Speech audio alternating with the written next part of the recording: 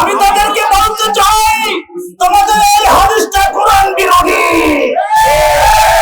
কেননা কোরআনে রয়েছে ভাই করো হাফিজকে, ধর্ম নিয়ে জবরদস্তি চলবে না। কোরআনে রয়েছে লাকুম দীনুকুম ওয়ালিয়া দীন, যার যার ধর্ম শেষে পালন করবে। মসজিদে আযান হবে, মন্দিরে ঘন্টা বাজবে, মাজারে জিয়ারত হবে, কেউ কাউকে বাধা দিতে পারবে না। মুসলমান মাথায় টুপি দিবে, হিন্দু ভাইয়েরা কপালে সিঁদুর দিবে, কেউ কাউকে বাধা দিতে পারবে না।